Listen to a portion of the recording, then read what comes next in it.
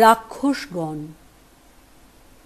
বিপদনিক হবার অল্প পরেই সুরেশ সলিমপুর স্টেশনে বদলি হয়ে গেল। মাঠের মধ্যে ছোট্ট স্টেশন, নিকটে লোকজনের বাস খুবই কম। রেলের কোয়ার্টারে বড়বাবু পুত্র পরিবার নিয়ে বাস করেন। কিছু দূরে একটা ছাত্রবৃত্তি স্কুল আছে। তার শিক্ষকগণ স্কুলের নিকটেই একটা বড় আটচালা ঘরে মেস করে থাকেন। এছাড়া বড় একটা বসতি নেই। বিকেলের ট্রেনখানা রওনা করে দিয়েই সুরেশ স্কুল মাস্টারের মেসের বাসায় তাস খেলার আড্ডায় যায়। সন্ধ্যা 7টার সময় ডাউন যাত্রী গাড়ি আসবার পূর্ব পর্যন্ত সেখানেই থাকে। পরে খানিকক্ষণ স্টেশনের কাজকর্ম করবার পর রাত্রি 9:30টায় শেষ গাড়ি রওনা করেই নিজের কোয়ার্টার ছোট্ট ঘরটিতে ফিরে এসে ওবেলা রাখা বাসি রুটি তরকারি খাওয়ার পরে সারাদিনের কর্মক্লান্ত শরীরটাকে নিঃসঙ্গ শয্যায় লুটিয়ে দিয়ে আপন মনে কত কথা ভাবে। ব্রাঞ্চ লাইনে স্টেশন, রাত্রে আর ট্রেন নেই। জানালার বাইরে খোলা আকাশটা নক্ষত্র ভরা। একটা মাদার গাছের ডালপালা গরাদের গায়ে এসে ঠেকেছে।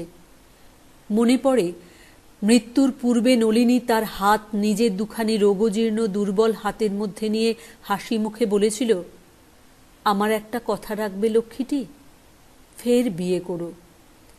কথা রাখবে ঠিক? বলো।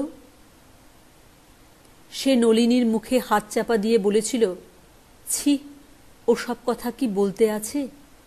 তুমি সেরে উঠবে। ডাক্তারবাবু তো বলেছেন পূর্ণিমাটা কেটে গেলেই পথ্যি দেবেন। ওরকম কথা আর তুলো না, মা ভয় পেয়ে কান্নাকাটি করবেন। ছি। সে পূর্ণিমা কাটেনি।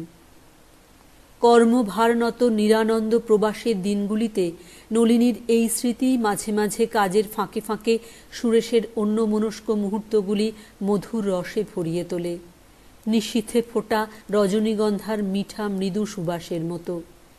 বিশেষ করে এই সব রাত্রে যখন সে একা। মাঘ মাসের সকালবেলা এই মাত্র স্টেশন থেকে এসে রাঁধতে বসেছে। একটা 12-13 বছরের অপরিচিতা মেয়ে একখানা থালা হাতে ঘরে ঢুকে লাজুক সুরে বললে, মা পাঠিয়ে দিলেন। থালাতে 6-7টি বাটিতে নানা তরকারি। সুরেশ হঠাৎ বড় সন্ত্রস্ত হয়ে উঠল। কি করা উচিত ঠিক করতে না পেরে তাড়াতাড়ি তরকারি বাটি থেকে তরকারি নামিয়ে সেগুলো খালি করে দেবার চেষ্টায় এতটা অনর্থক ব্যস্ততার আমদানি করে বসল যে মেয়েটি মৃদু হেসে বললে, বাটি এখন থাক, রেখে দিন আপনি, ঝি এসে নিয়ে যাবে এখন। শুধু থালাখানা উঠিয়ে নিয়ে সে চলে গেল। সুরেশ ভাবলে, বড়বাবুর বাসা থেকে এসেছে বটে, কিন্তু বড়বাবুর নিজের মেয়ে নয় সে জানে। এতদিন এ মেয়েটিকে কখনো দেখেও নিত। বেশ শান্ত মুখখানি। মাস খানেক কেটে গেল। ব্রাঞ্চ লাইনে স্টেশনে ছোটবাবুর জীবন সকাল সন্ধ্যা একঘেয়ে একরঙা ছবির মতো বৈচিত্র্যহীনভাবে কেটে চলেছে। সেই মেয়েটি আরও কয়েকবার নানা কাজে সুরেশের বাসায় যাতায়াত করেছে। মেয়েটি বড়বাবুর ভাগী নেই, মা নেই, বাপ পদ্মার ওপারে কোন এক স্টেশনে চাকুরি করেন। সম্প্রতি মামার বাড়ি এসেছে বেড়াতে, মামিমাকেই মা বলে ডাকে। এসব খবর সুরেশ ক্রমে জানতে পারে। একদিন কি কাজে মেয়েটি এলো।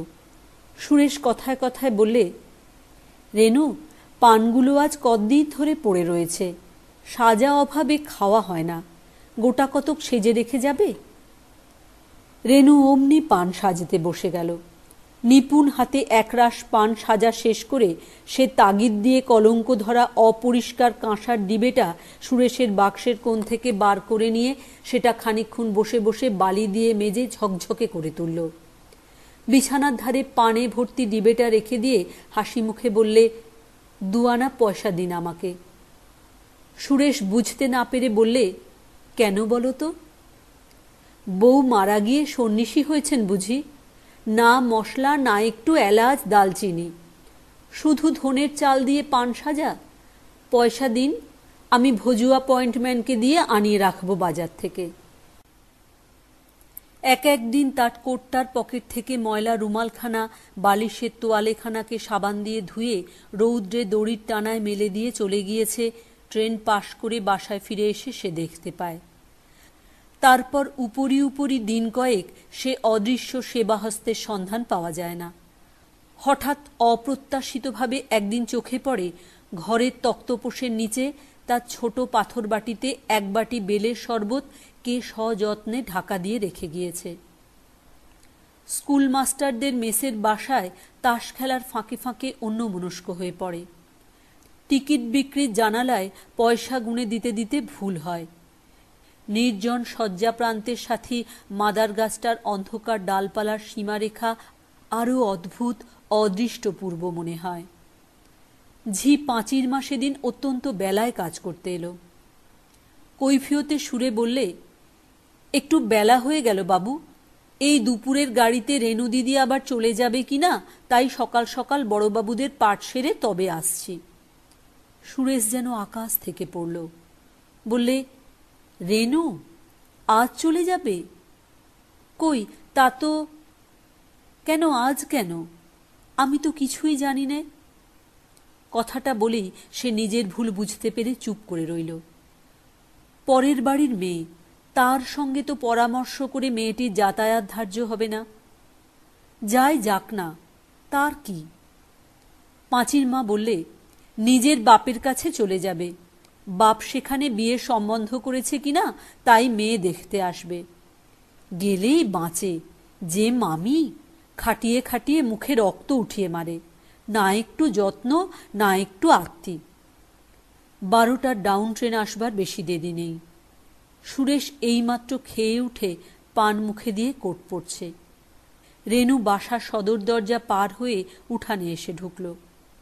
একটু যেন ইতস্তত করে পরে ঘরে ঢুকে বললে, আমার একটা সেফটি পিন সেদিন কি এখানে ফেলে গিয়েছি?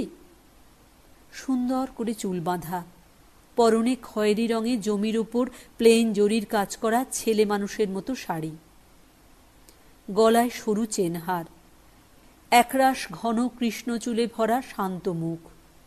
সুরেশ বললে, তুমি আজ চলে যাবে রেণু?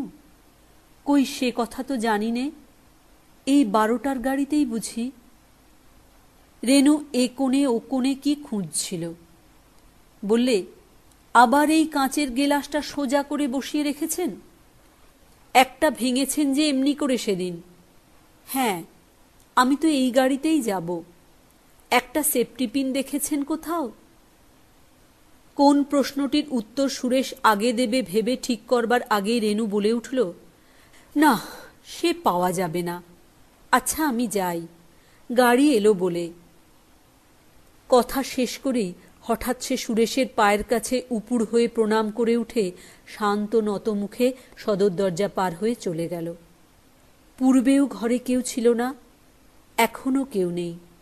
তবুও সন্ধ্যার ট্রেনখানা পাশ করে দিয়ে বাসায় ফিরে এসে সুরেশের মনে হলো সব খালি, কেউ কোথাও নেই। ঘরের আসবাবপত্র শূন্যতায় ভরা। মাসখানেক পরে বড়বাবু সুরেশের কাছে এক অভাবনীয় প্রস্তাব উত্থাপিত করলেন। সে তাঁর ভগ্নিপতির সঘর, বিশেষত রেণু মেয়েটিকে সে অবশ্যই দেখেছে। সংক্ষেপে রেণুর সঙ্গে তার বিবাহের প্রস্তাব। প্রথমে সুরেশের কথাটা যেন বিশ্বাস করতে ইচ্ছা হলো না। পরে সে চুপ করে রইল। বড়বাবু প্রবীণ ব্যক্তি, সুরেশের বয়স সবে 23। সুতরাং বড়বাবু সুরেশের সঙ্গে এ বিষয়ে এর বেশি আর কোনো কথাবার্তার আবশ্যক দেখলেন না। তার কাছে ঠিকানা জেনে নিয়ে তার জ্যাঠামশাইকে পত্র দিলেন। বিবাহের যোগাযোগ ও অন্যান্য কথাবার্তা চলতে লাগল। ইতিমধ্যে সুরেশের জ্যাঠামশাই রেণুর বাপের কর্মস্থানে পাত্রী দেখে এসে সুরেশকে ও বড়বাবুকে জানালেন, পাত্রী সুন্দরী, তাঁদের খুব পছন্দ হয়েছে। সামনের মাসেই শুভ কাজ সম্পন্ন হয় এই তাঁর ইচ্ছা। শীঘ্র কিন্তু একটু গোল বেঁধে গেল। উভয়ের ঠিকুজি কোষ্ঠী মেলাতে গিয়ে দেখা গেল মেয়ের রাক্ষসগণ। মিলনের বহু বাধা, নক্ষত্রেরা সব তির্যক গতিতে অবস্থান করছেন। বিবাহ অসম্ভব। সুরেশের বিধবা মা কেঁদে বললেন, তাঁর ছেলে নরগণ, তিনি কখনোই এ পাত্রীর সঙ্গে ছেলের বিয়ে দেবেন না। জ্যাঠামশায়ও সম্মতি দিতে পারলেন না, তবে খুব দুঃখিত হলেন, কারণ মেয়েটিকে তাঁর ভারী ভালো লেগেছিল। সুরেশ বাড়িতে চিঠিপত্র দেওয়া একেবারে বন্ধ করে দিলে। তবে তার স্বগ্রামস্থ কোনো বন্ধুকে লিখিত পত্রের সংবাদে বাড়ির সকলে জানতে পারলে যে সে শীঘ্রই গেরুয়া ধারণ করে রামকৃষ্ণ মঠে যোগ দেবে। সুরেশের মা দেশ থেকে রেলের বাসায় এসে পড়লেন, নানা মতে বোঝালেন, কান্নাকাটিও কম করলেন না। পাঁচির মার মুখে রেণু ও সুরেশের পূর্ব পরিচয়ের সব কথা শুনে বললেন, কোথাকার এক রাক্ষসী সে আমার ছেলেকে ফাঁদ পেতে ধরতে এসেছিল। তোর বিয়ে না হয় এমনি বেঁচে থাক, দরকার নেই আমার ছেলের বউয়ের সেবায়, ইত্যাদি। বিবাহ হল না। বিবাহ ভাঙবার পর থেকে বড়বাবুর বাসার সঙ্গে সুরেশের সদ্ভাবও আর তেমন রইল না। বড়বাবু আর ভালো করে কথাই বলেন না। বছর ঘুরতে না ঘুরতে সুরেশের অন্যত্র বিবাহ হয়ে গেল। অবস্থাপন্ন ঘরের সুন্দরী মেয়ে, নাম আভাবতী, বেশ নম্র লাজুক। সুরেশ বিবাহের অল্পদিন পরেই নববধূকে রেলের বাসায় নিয়ে এলো, মাদার গাছের তলাকার ছোট্ট বাসাটিতে। তারপর তারা দুজনে যে সুখের নীড় বাঁধল, সুরেশের তা কত সীমাহীন নির্জন রাত্রির স্বপ্ন। শেষ পর্যন্ত সুরেশের মনে হলো, ভালোই হয়েছে সে বিয়েটা না হয়ে। গণকের কথা একেবারে উড়িয়ে দেবার জিনিস তো আর নয়। ভগবান যা করেন মঙ্গলের জন্যই করেন। ইতিমধ্যে আরও দুটো খবর সে পেয়েছে। রেণুর বিবাহ কোনো রকমে হয়ে গিয়েছে এবং বিবাহের কিছুদিন পরেই রেণুর বাপ কলেরায় মারা গিয়েছেন। আরও 1 বছর কাটল। আভাবতী শুধু যে দেখতে সুন্দরী তা নয়, তার আয়পরও যে খুব ভালো তার প্রমাণও শীঘ্র উপস্থিত হল। সুরেশ বিখ্যাত পাটের ব্যবসায়ের গঞ্জ রসুলপুর স্টেশনের অস্থায়ী চার্জ পেয়ে বদলির হুকুম তালিম করবার জন্য প্রস্তুত হল। মাইনেও বেড়ে গেল। যাবার দিন ক্রমেই নিকটে এসে গেল। স্কুল মাস্টারেরা মেসের বাসায় তাকে এক বিদায় ভোজে নিমন্ত্রণ করে আকণ্ঠ খিচুড়ি ও ইলিশ মাছ ভাজা খাওয়ালেন। সে চলে যাওয়াতে যে সলিমপুরের বিশেষ ক্ষতির কারণ ঘটল, এ সম্বন্ধে কারো দুমত দেখা গেল না। সে অভাব ভবিষ্যতে পূরণ হওয়ার বিষয়েও অনেকে সন্দেহ প্রকাশ করলেন। রওনা হওয়ার পূর্বদিন সারা বিকেল ধরে জিনিসপত্র গোছানো হলো। আভাবতী ভারী গোছালো মেয়ে। সন্ধ্যার আগেই সব জিনিস বাঁধা ছাঁদা ঠিক হয়ে গেল। মায়ের ট্রাঙ্ক বন্ধ করার আগে স্বামীর আয়না, চিরুনি, পানের ডিবেটি সকলের উপরে রাখা পর্যন্ত, পাছে বা কখনো পথে দরকার হয়। সকাল 9:30 ডাউন যাত্রী গাড়ি স্টেশনে এসে লাগলো। ছোট্ট স্টেশন, বেশিক্ষণ গাড়ি দাঁড়ায় না। যাত্রীর দল কে কার ঘাড়ে পড়ে এই রকম অবস্থায় ওঠানামা করছে। সুরেশ স্টেশনের কুলিদের সাহায্যে মালপত্র ওঠানোর ব্যবস্থা করে দিয়ে স্ত্রীকে মেয়ে কামরায় তুলে দিতে গেল।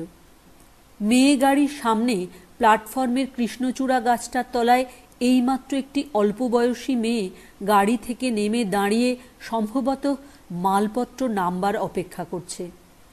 সঙ্গে একজন প্রৌঢ়া একটা ছোট্ট ট্রাঙ্ক ও একটা বড় বোঁচকা নিকটে নামালো। সুরেশ হঠাৎ থমকে দাঁড়িয়ে গেল। আর একবার ভালো করে চেয়ে দেখলে, না, তার ভুল হয়নি, ঠিকই দেখেছে সে।